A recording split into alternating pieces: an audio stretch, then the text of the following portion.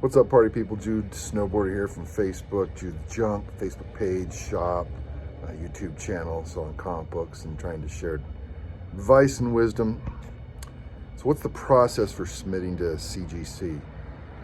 Several processes. You can find a presser you really like and trust and just submit everything through them.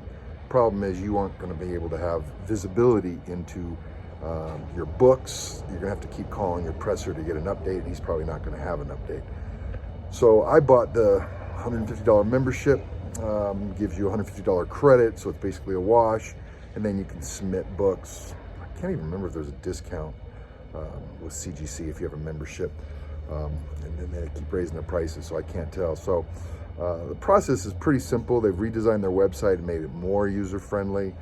You put in the book. You got to make sure that you put in magazine versus comic book. If it's a magazine and you're in the comic book section, you're not going to, like TMNT 1, 2, and 3, 4, I guess. The last Ronin new TMNT, the new Dark Knight, One Night Returns. So there's a difference between comic books and magazines, so make sure you're in the right one. And don't just type in your comic book. Make sure you find the comic book in there, or you can run into problems, especially with signature series stuff. But anyways, I'd recommend just valuing your comic book on the cheap end at $400, which is the max.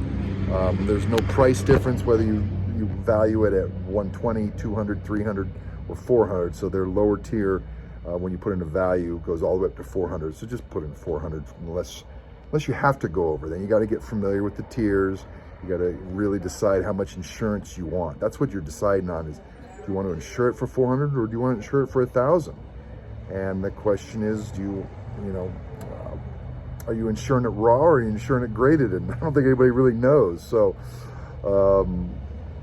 I just picked the raw value. Most of mine will be submitted at $400 raw, even though a 9.8 graded may turn out to be worth $1,000. So you don't really know in advance. So you're taking some chances.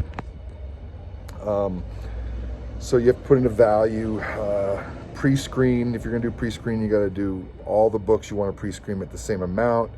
If it doesn't pre-screen at the grade you want, like if you wanted 9/8 and it doesn't get it, then you have to pay $8 per book, but you can only choose one pre-screen number, 9/8, 9/6 for whatever books you want to pre-screen. I haven't used that yet. You can write in some places under variant if it's a newsstand or something like that, and that may help them, but they probably ignore that and just use their own discretion at looking through the book. If there's something unique about the book, try to put it in the variant section. You will have to know the year, so you might want to do that in research in advance. Just pick the year of your comic book, your issue. And then it's pretty straightforward. You can pick a label. It's $5, and you can pick a label for each book that you want. Shipping, I use the cheapest, which I think is FedEx, for $18 for a few books. Some people don't like FedEx, don't trust them, so they go the UPS route or USPS, which is a lot more shipping. So you have to pick your shipping method in advance. And then if you're going to do signature series, make sure you select the right signature series option. Their signature series menu is kind of hard to go through and understand. You got to know whether it's a sketch or a signature or a Crane's case, infinity signature, classic signature, micro signature, murder signature. So you got to pick the right option, and they're not really necessarily in alphabetical order. So make sure you pick the right option for your signature series, shipping it in, making sure you label the box the right way. My presser mails it in, so he labels the box the right way. Make sure you got the right bags on there, and magazine sides need bigger bags for signature series. And then don't think you'll know the turnaround times. Whatever's on there is for past. It's not an estimate of future, no matter what people say online. If it says 96 days today, that doesn't mean your book's coming back in 96 days. It could be 250 in 4 months when your book's starting to come due.